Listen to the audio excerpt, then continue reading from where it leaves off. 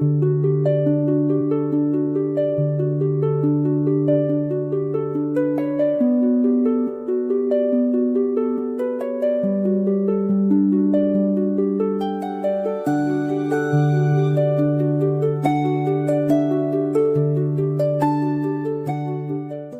encíclica Dilex Signos del Santo Padre Francisco sobre el amor humano y divino del corazón de Jesucristo.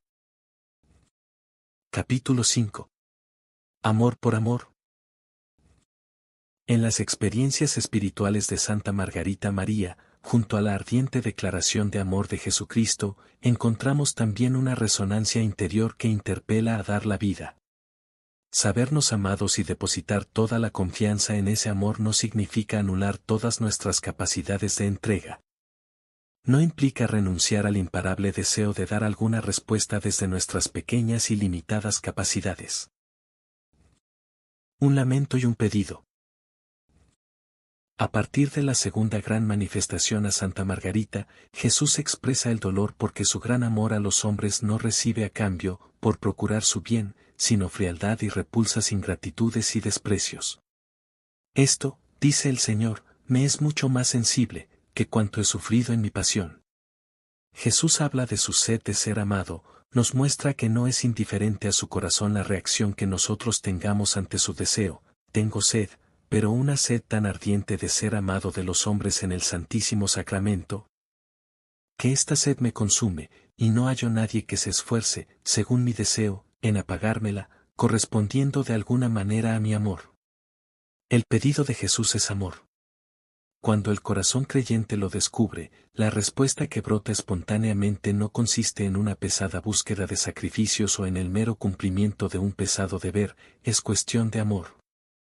Recibí de Dios gracias excesivas de su amor, y sintiéndome movida del deseo de corresponderle en algo y rendirle amor por amor.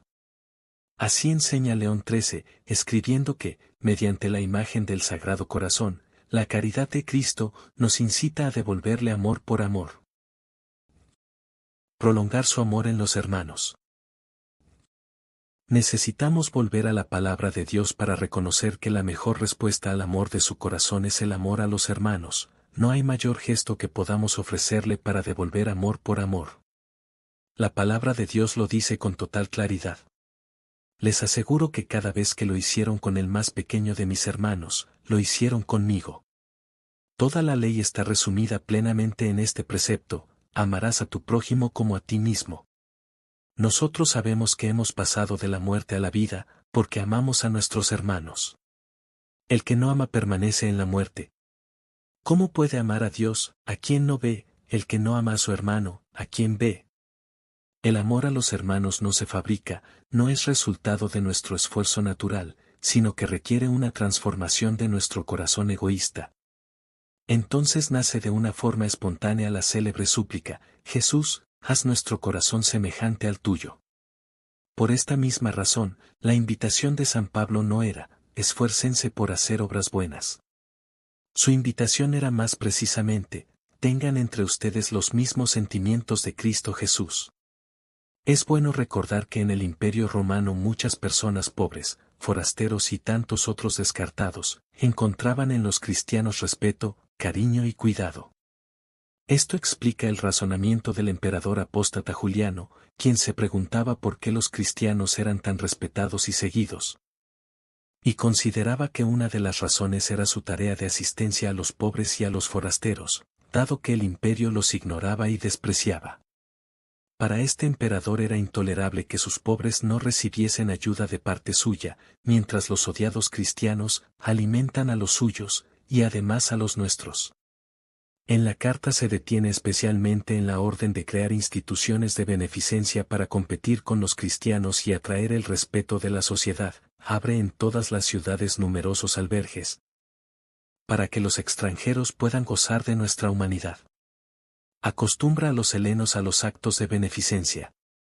Pero no logró su objetivo, seguramente porque detrás de estas obras no había algo semejante al amor cristiano que permitía reconocer a cada persona una dignidad única. Identificándose con los más pequeños de la sociedad, Jesús aportó la gran novedad del reconocimiento de la dignidad de toda persona, y también, y sobre todo, de aquellas personas que eran calificadas de indignas. Este nuevo principio de la historia humana, por el que el ser humano es más digno de respeto y amor cuanto más débil, miserable y sufriente, hasta el punto de perder la propia figura humana, ha cambiado la faz del mundo, dando lugar a instituciones que se ocupan de personas en condiciones inhumanas, los neonatos abandonados, los huérfanos, los ancianos en soledad, los enfermos mentales, personas con enfermedades incurables o graves malformaciones y aquellos que viven en la calle. Aun desde el punto de vista de la herida de su corazón, la mirada dirigida al Señor, que tomó nuestras debilidades y cargó sobre sí nuestras enfermedades, nos ayuda a prestar más atención al sufrimiento y a las carencias de los demás, nos hace fuertes para participar en su obra de liberación, como instrumentos para la difusión de su amor. Si contemplamos la entrega de Cristo por todos, se nos vuelve inevitable preguntarnos por qué no somos capaces de dar la vida por los demás. En esto hemos conocido el amor, en que Él entregó su vida por nosotros. Por eso, también nosotros debemos dar la vida por nuestros hermanos. Algunas resonancias en la historia de la espiritualidad. Esta unión entre la devoción al corazón de Jesús y el compromiso con los hermanos atraviesa la historia de la espiritualidad cristiana. Veamos algunos ejemplos. Ser una fuente para los demás. A partir de Orígenes, varios padres de la Iglesia interpretaron el texto de Juan 7,38, de su seno brotarán manantiales de agua viva, como referido al mismo creyente, aunque es la consecuencia de que él mismo ha bebido de Cristo. De este modo la unión con Cristo no se orienta solo a saciar la propia sed sino a convertirnos en una fuente de agua fresca para los demás. Decía Orígenes que Cristo cumple su promesa haciendo brotar de nosotros corrientes de agua, el alma del ser humano, que esa imagen de Dios, puede contener en sí y producir de sí pozos, fuentes y ríos. San Ambrosio recomendaba beber de Cristo, para que abunde en ti la fuente de agua que salta a la vida eterna. Y Mario Victorino sostenía que el Espíritu Santo se dona con tal abundancia que, quien lo recibe se convierte en un seno que derrama ríos de agua viviente. San Agustín decía que este río que brota del creyente es la benevolencia.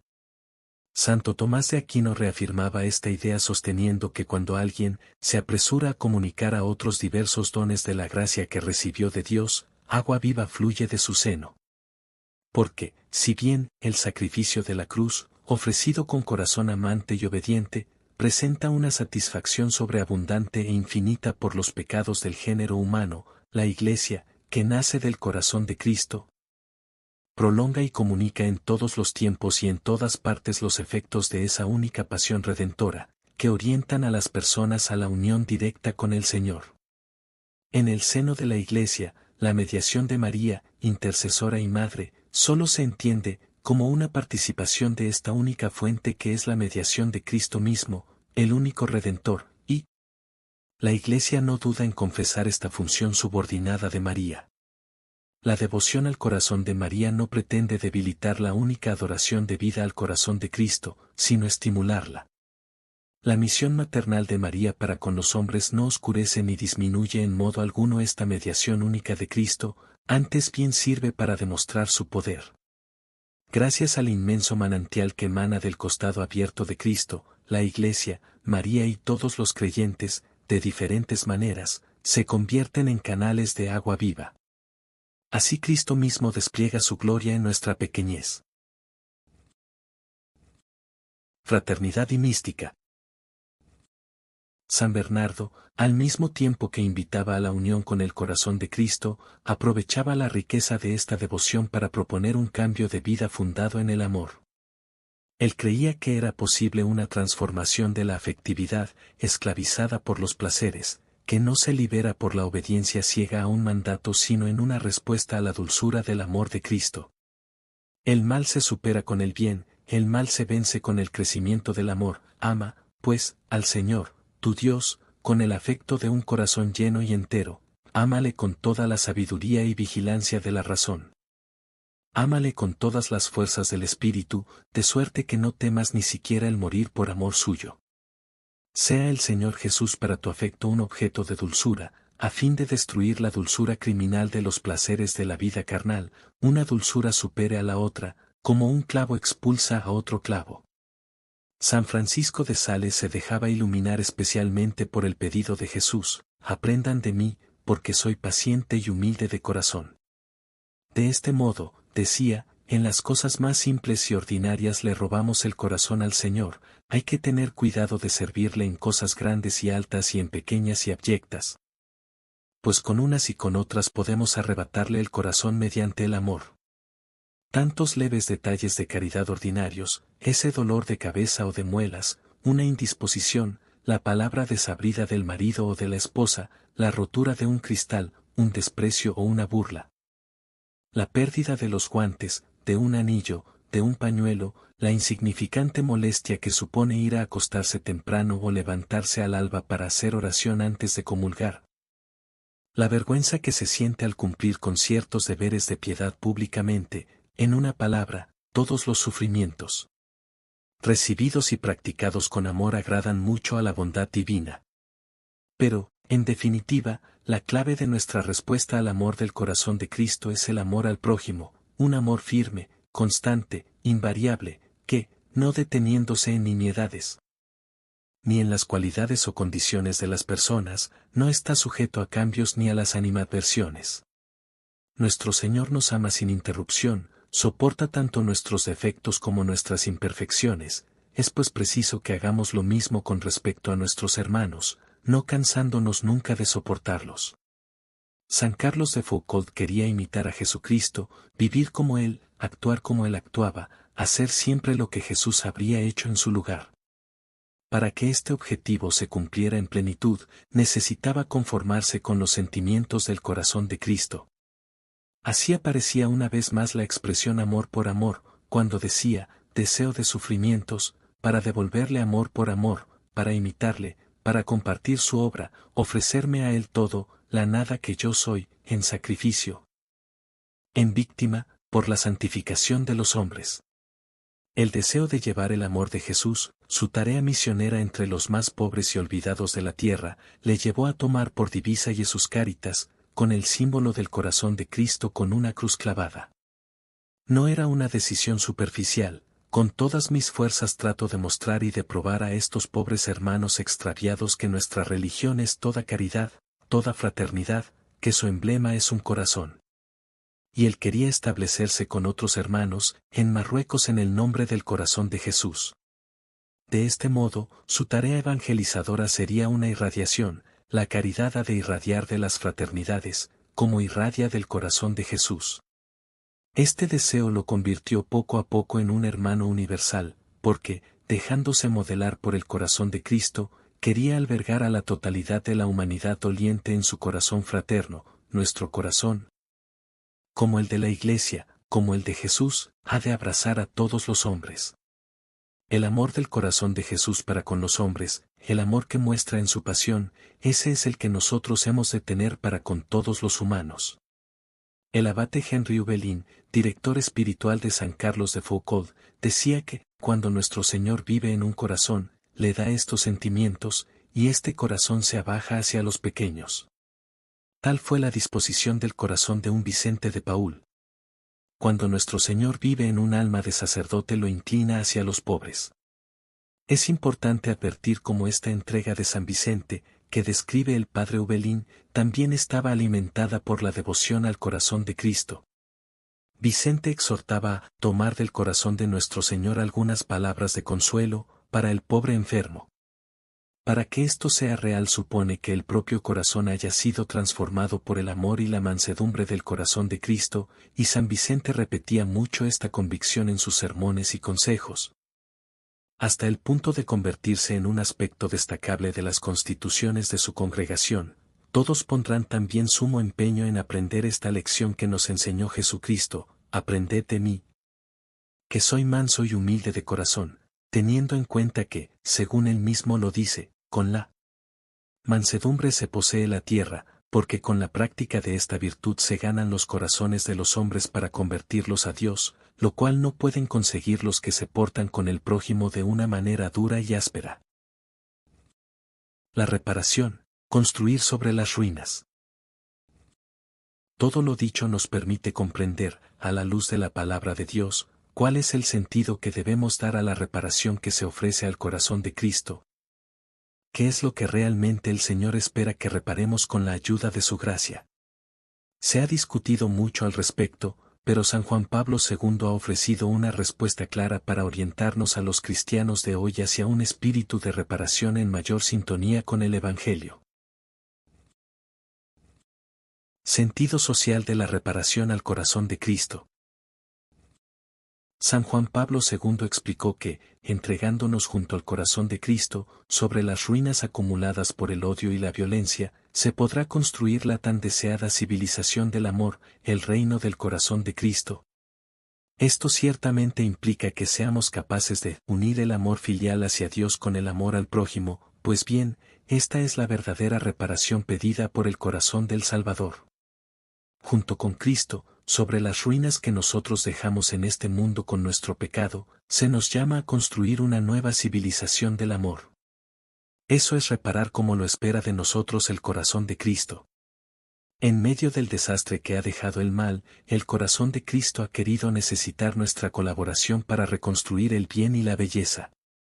Es cierto que todo pecado daña a la Iglesia y a la sociedad, por lo que se puede atribuir a cada pecado el carácter de pecado social, aunque esto vale sobre todo para algunos pecados que constituyen, por su mismo objeto, una agresión directa contra el prójimo.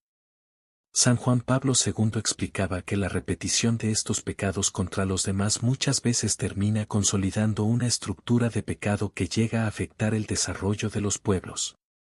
Muchas veces esto se inserta en una mentalidad dominante que considera normal o racional lo que no es más que egoísmo e indiferencia. Este fenómeno se puede definir alienación social. Está alienada una sociedad que, en sus formas de organización social, de producción y de consumo, hace más difícil la realización de esta donación y la formación de esta solidaridad interhumana. No es solo una norma moral lo que nos mueve a resistir ante estas estructuras sociales alienadas, desnudarlas y propiciar un dinamismo social que restaure y construya el bien, sino que es la misma conversión del corazón la que impone la obligación de reparar esas estructuras. Es nuestra respuesta al corazón amante de Jesucristo que nos enseña a amar. Precisamente porque la reparación evangélica posee este fuerte sentido social, nuestros actos de amor, de servicio, de reconciliación, para que sean eficazmente reparadores, requieren que Cristo los impulse, los motive, los haga posibles. Decía también San Juan Pablo II que, para construir la civilización del amor, la humanidad actual tiene necesidad del corazón de Cristo. La reparación cristiana no se puede entender solo como un conjunto de obras externas, que son indispensables y a veces admirables. Esta exige una mística, un alma, un sentido que le otorgue fuerza, empuje, creatividad incansable. Necesita la vida, el fuego y la luz que proceden del corazón de Cristo. Reparar los corazones heridos. Por otra parte, tampoco le basta al mundo, ni al corazón de Cristo, una reparación meramente externa. Si cada uno piensa en sus propios pecados y en sus consecuencias en los demás, descubrirá que reparar el daño hecho a este mundo implica además el deseo de reparar los corazones lastimados. Allí donde se produjo el daño más profundo, la herida más dolorosa. Un espíritu de reparación nos invita a esperar que toda herida pueda sanar, aunque sea profunda. La reparación completa parece a veces imposible, cuando las posesiones o los seres queridos se pierden permanentemente, o cuando determinadas situaciones se han vuelto irreversibles. Pero la intención de reparar y de hacerlo concretamente es esencial para el proceso de reconciliación y el retorno de la paz al corazón.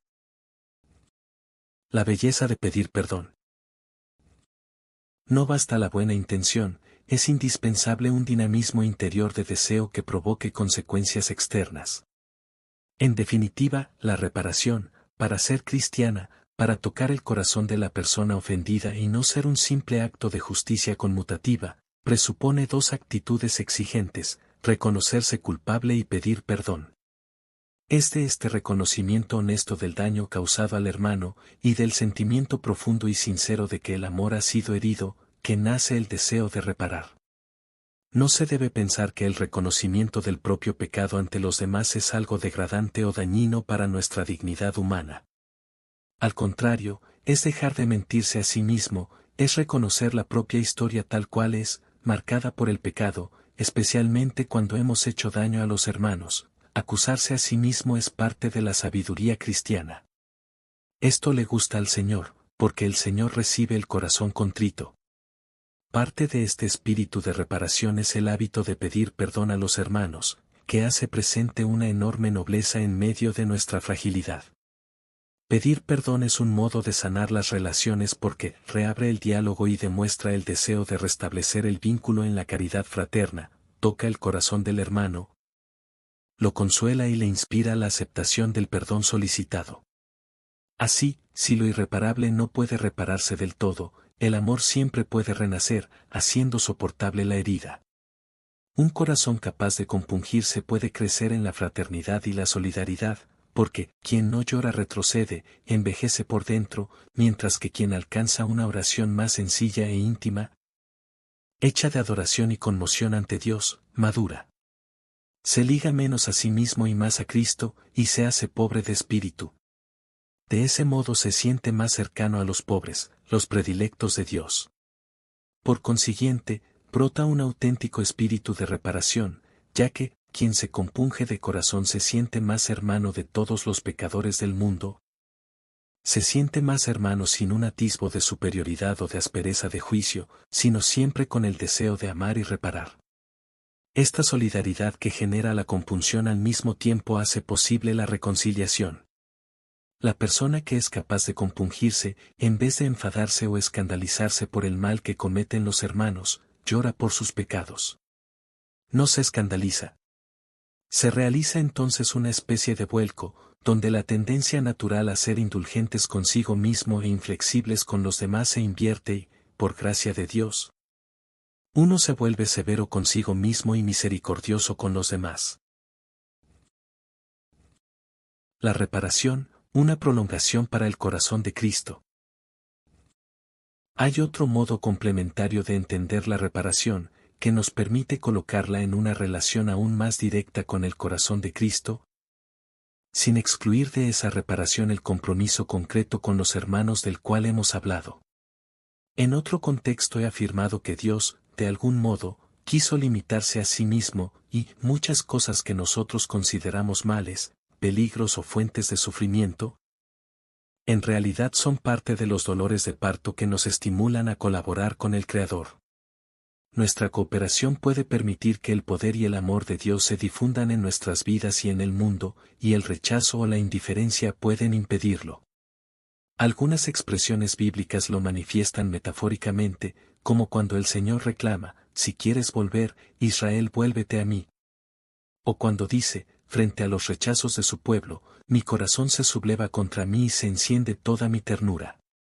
Aunque no sea posible hablar de un nuevo sufrimiento del Cristo glorioso, el misterio pascual de Cristo y todo lo que Cristo es y todo lo que hizo y padeció por los hombres participa de la eternidad divina y domina así todos los tiempos y en ellos se mantiene permanentemente presente. De ese modo, podemos decir que él mismo ha aceptado limitar la gloria expansiva de su resurrección, contener la difusión de su inmenso y ardiente amor para dejar lugar a nuestra libre cooperación con su corazón. Esto es tan real que nuestro rechazo lo detiene en ese impulso donativo, así como nuestra confianza y la ofrenda de nosotros mismos abre un espacio, ofrece un canal libre de obstáculos al derramamiento de su amor. Nuestro rechazo o nuestra indiferencia limitan los efectos de su poder y la fecundidad de su amor en nosotros. Si Él no encuentra en mi confianza y apertura, su amor se ve privado, porque Él mismo así lo ha querido, de su prolongación en mi vida que es única e irrepetible, y en el mundo donde Él me llama a hacerlo presente. Esto no proviene de una fragilidad suya sino de su infinita libertad, de su paradójico poder y de la perfección de su amor por cada uno de nosotros. Cuando la omnipotencia de Dios se muestra en esa debilidad de nuestra libertad, solo la fe puede descubrirla. De hecho, Santa Margarita María narró que, en una de las manifestaciones de Cristo, Él le habló de su corazón apasionado de amor por nosotros, que, no pudiendo ya contener en sí mismo las llamas de su caridad ardiente, le es preciso comunicarlas. Puesto que el Señor, que todo lo puede, en su divina libertad ha querido necesitar de nosotros, la reparación se entiende como liberar los obstáculos que ponemos a la expansión del amor de Cristo en el mundo. Con nuestras faltas de confianza, gratitud y entrega. La ofrenda al amor. Para reflexionar mejor sobre este misterio, nos ayuda nuevamente la luminosa espiritualidad de Santa Teresa del Niño Jesús. Ella sabía que algunas personas habían desarrollado una forma extrema de reparación, con la buena voluntad de entregarse por los demás, que consistía en ofrecerse como una especie de pararrayos de manera que la justicia divina se realizara. Pensaba en las almas que se ofrecen como víctimas a la justicia de Dios para desviar y atraer sobre sí mismas los castigos reservados a los culpables. Pero, por más admirable que esa ofrenda pudiera parecer, a ella no le convencía demasiado, yo estaba lejos de sentirme inclinada a hacerla. Esta insistencia en la justicia divina finalmente inducía a pensar que el sacrificio de Cristo era incompleto o parcialmente eficaz, o que su misericordia no era suficientemente intensa. Con su intuición espiritual Santa Teresa del Niño Jesús descubrió que hay otra forma de ofrendarse a sí mismo, donde no hay necesidad de saciar la justicia divina sino de permitir al amor infinito del Señor difundirse sin obstáculos. Oh, Dios mío, ¿tu amor despreciado tendrá que quedarse encerrado en tu corazón?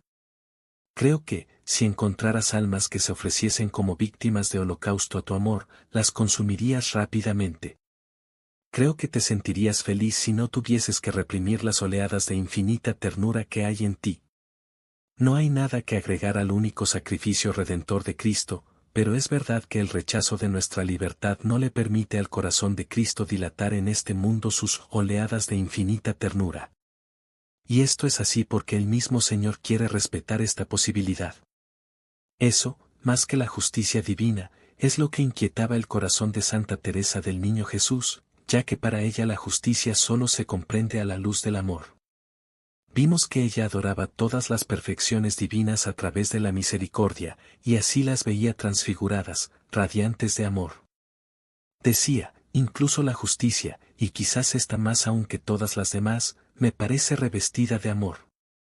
Así nace su acto de ofrenda, no a la justicia divina, sino al amor misericordioso. Me ofrezco como víctima de holocausto a tu amor misericordioso, y te suplico que me consuma sin cesar, haciendo que se desborden sobre mi alma las olas de ternura infinita que se encierran en ti, y que de esa manera llegue yo a ser mártir de tu amor, Dios mío. Es importante advertir que no se trata solo de permitir que el corazón de Cristo extienda la belleza de su amor en el propio corazón, a través de una confianza total, sino también que a través de la propia vida llegue a los demás y transforme el mundo. En el corazón de la Iglesia, mi madre, yo seré el amor, así mi sueño se verá hecho realidad. Los dos aspectos están inseparablemente unidos. El Señor aceptó su ofrenda. Vemos que tiempo después ella misma expresó un intenso amor por los demás y sostuvo que procedía del corazón de Cristo que se prolongaba a través de ella. Así, le decía a su hermana Leonia, te quiero 1000 veces más tiernamente de lo que se quieren las hermanas normales y corrientes, ya que yo puedo amarte con el corazón de nuestro esposo celestial. Un tiempo después dijo a Maurice Belliere, cómo me gustaría hacerle comprender la ternura del corazón de Jesús y lo que él espera de usted. Integridad y armonía. Hermanas y hermanos, propongo que desarrollemos esta forma de reparación, que es, en definitiva, ofrendar al corazón de Cristo una nueva posibilidad de difundir en este mundo las llamas de su ardiente ternura. Si es verdad que la reparación implica el deseo de compensar las injurias de algún modo inferidas al amor increado, si fue desdeñado con el olvido o ultrajado con la ofensa, el camino más adecuado es que nuestro amor regale al Señor una posibilidad de expandirse por aquellas veces en que esto le fue rechazado o negado.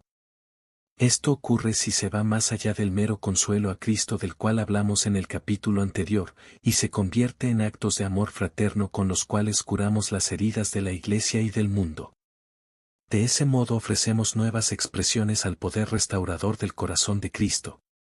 Las renuncias y sufrimientos que exijan estos actos de amor al prójimo nos unen a la pasión de Cristo, y padeciendo con Cristo en aquella crucifixión mística de que habla el apóstol.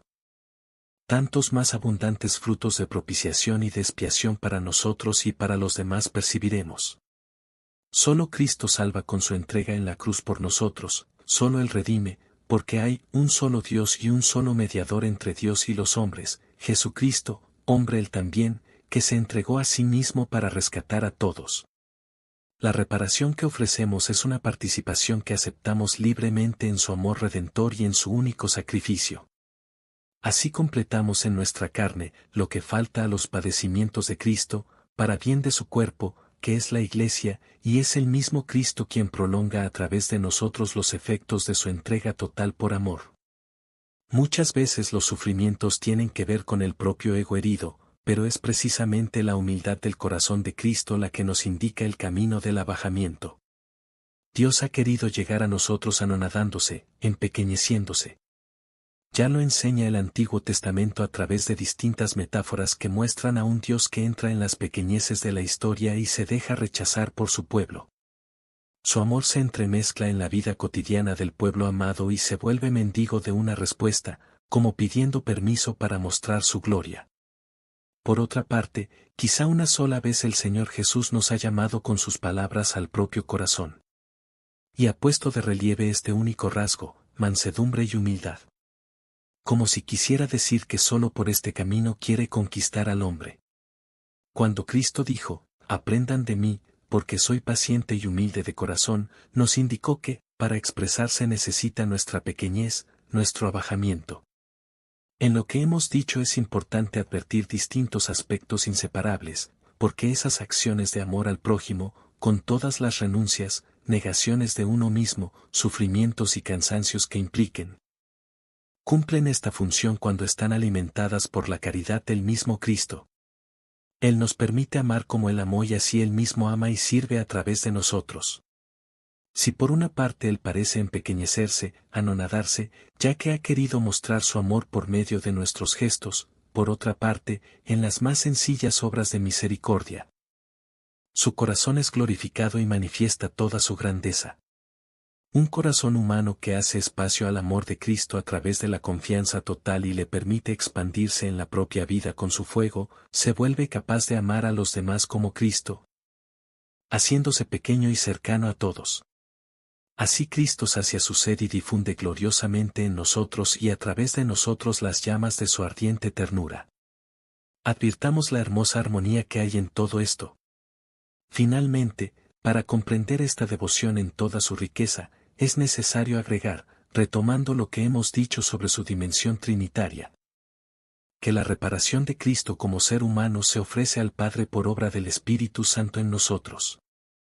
Por lo tanto, nuestra reparación al corazón de Cristo en último término se dirige al Padre, que se complace en vernos unidos a Cristo cuando nos ofrecemos por Él, con Él y en Él. Enamorar al mundo. La propuesta cristiana es atractiva cuando se la puede vivir y manifestar en su integralidad, no como un simple refugio en sentimientos religiosos o en cultos fastuosos. ¿Qué culto sería para Cristo si nos conformáramos con una relación individual sin interés por ayudar a los demás a sufrir menos y a vivir mejor? ¿Acaso podrá agradar al corazón que tanto amó que nos quedemos en una experiencia religiosa íntima, sin consecuencias fraternas y sociales? Seamos sinceros y leamos la palabra de Dios en toda su integralidad.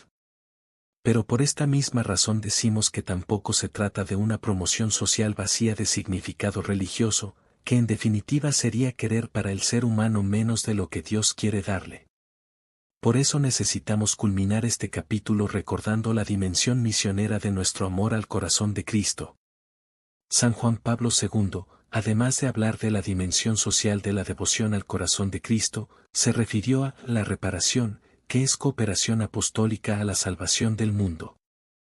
Del mismo modo, la consagración al corazón de Cristo se ha de poner en relación con la acción misionera de la Iglesia misma, porque responde al deseo del corazón de Jesús de propagar en el mundo, a través de los miembros de su cuerpo, su entrega total al reino.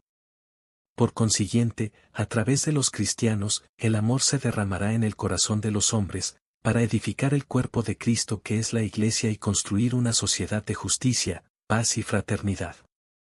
La prolongación de las llamas de amor del corazón de Cristo ocurre también en la tarea misionera de la Iglesia, que lleva el anuncio del amor de Dios manifestado en Cristo. Lo enseñaba muy bien San Vicente de Paúl cuando invitaba a sus discípulos a pedir al Señor ese corazón que nos hace ir a cualquier parte, ese corazón del Hijo de Dios, el corazón de nuestro Señor, que nos dispone a ir como Él iría y nos envía a nosotros como a ellos, los apóstoles, para llevar a todas partes su fuego. San Pablo VI, dirigiéndose a las congregaciones que propagaban la devoción al Sagrado Corazón, recordaba que el ardor pastoral y misionero se inflama principalmente en los sacerdotes y en los fieles. Para trabajar por la gloria divina, cuando mirando el ejemplo de aquella inmensa caridad que nos mostró Cristo, consagran todo su esfuerzo a comunicar a todos los inagotables tesoros de Cristo. A la luz del Sagrado Corazón la misión se convierte en una cuestión de amor. Y el mayor riesgo en esa misión es que se digan y se hagan muchas cosas pero no se logre provocar el feliz encuentro con ese amor de Cristo que abraza y que salva. La misión, entendida desde la perspectiva de la irradiación del amor del corazón de Cristo, exige misioneros enamorados, que se dejan cautivar todavía por Cristo y que inevitablemente transmiten ese amor que les ha cambiado la vida. Entonces les duele perder el tiempo discutiendo cuestiones secundarias o imponiendo verdades y normas, porque su mayor preocupación es comunicar lo que ellos viven y, sobre todo, que los demás puedan percibir la bondad y la belleza del amado a través de sus pobres intentos. ¿No es lo que ocurre con cualquier enamorado? Vale la pena tomar como ejemplo aquellas palabras con las que Dante Alighieri, enamorado, procuraba expresar esta lógica. Cada vez que la elogio cual presea, amor me hace sentir con tal dulzura, que, de obrar con sutil desenvoltura, enamorara de ella a toda gente. Hablar de Cristo, con el testimonio o la palabra, de tal manera que los demás no tengan que hacer un gran esfuerzo para quererlo, ese es el mayor deseo de un misionero de alma. No hay proselitismo en esta dinámica de amor, son las palabras del enamorado que no molestan, que no imponen, que no obligan, solo mueven a los otros a preguntarse cómo es posible tal amor. Con el máximo respeto ante la libertad y la dignidad del otro, el enamorado sencillamente espera que le permitan narrar esa amistad que le llena la vida. Cristo te pide que, sin descuidar la prudencia y el respeto, no tengas vergüenza de reconocer tu amistad con Él. Te pide que te atrevas a contar a los otros que te hace bien haberlo encontrado, al que me reconozca abiertamente ante los hombres, yo lo reconoceré ante mi Padre que está en el cielo. Pero para el corazón amante no es una obligación, es una necesidad difícil de contener. Ay de mí si no predicara el Evangelio, había en mi corazón como un fuego abrasador, encerrado en mis huesos. Me esforzaba por contenerlo, pero no podía. En comunión de servicio. No se debería pensar en esta misión de comunicar a Cristo como si fuera solamente algo entre Él y yo. Se vive en comunión con la propia comunidad y con la Iglesia. Si nos alejamos de la comunidad, también nos iremos alejando de Jesús. Si la olvidamos y no nos preocupamos por ella, nuestra amistad con Jesús se irá enfriando. Nunca se debería olvidar este secreto. El amor a los hermanos de la propia comunidad, religiosa, parroquial, diocesana, etc., es como un combustible que alimenta nuestra relación de amigos con Jesús. Los actos de amor a los hermanos de comunidad pueden ser el mejor, a veces, el único modo posible de expresar ante los demás el amor de Jesucristo. Lo decía el mismo Señor, en esto todos reconocerán que ustedes son mis discípulos, en el amor que se tengan los unos a los otros. Es un amor que se vuelve servicio comunitario. No me canso de recordar que Jesús lo dijo con gran claridad, cada vez que lo hicieron con el más pequeño de mis hermanos, lo hicieron conmigo. Él te propone que lo encuentres también allí, en cada hermano y en cada hermana, especialmente en los más pobres, despreciados y abandonados de la sociedad. ¡Qué hermoso encuentro! Por lo tanto, si nos dedicamos a ayudar a alguien, eso no significa que nos olvidemos de Jesús. Al contrario, lo encontramos a Él de otra manera. Y cuando intentamos levantar y curar a alguien, Jesús está ahí codo a codo con nosotros. De hecho, es bueno recordar que cuando envió a sus discípulos a la misión, el Señor los asistía. Él está allí, trabajando, luchando y haciendo el bien con nosotros. De un modo misterioso, es su amor el que se manifiesta a través de nuestro servicio. Él mismo le habla al mundo con ese lenguaje que a veces no puede tener palabras. Él te envía a derramar el bien y te impulsa por dentro.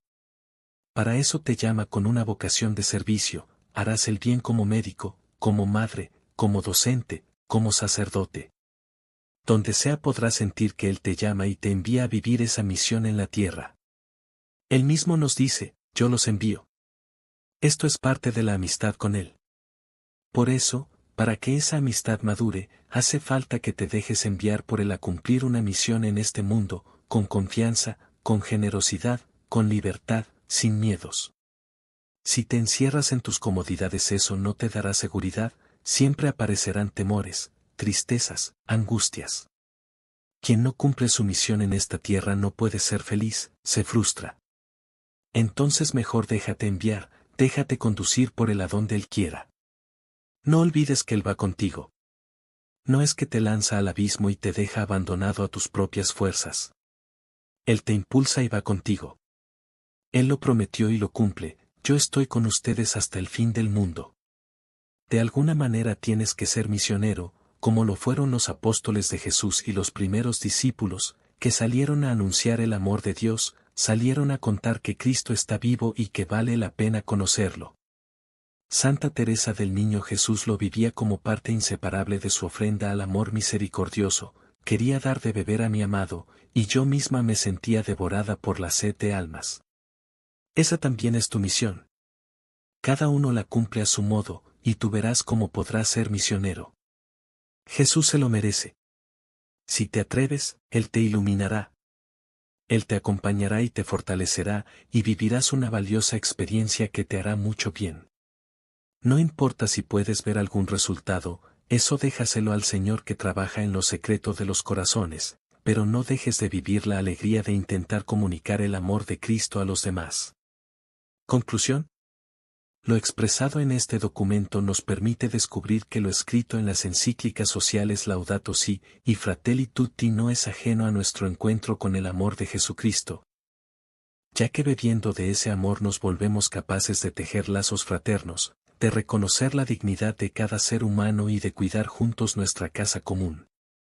Hoy todo se compra y se paga, y parece que la propia sensación de dignidad depende de cosas que se consiguen con el poder del dinero.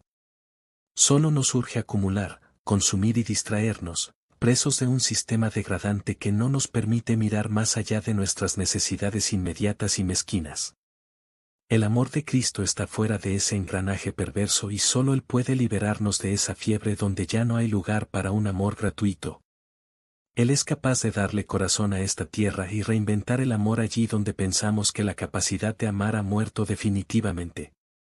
La Iglesia también lo necesita, para no reemplazar el amor de Cristo con estructuras caducas, obsesiones de otros tiempos, adoración de la propia mentalidad.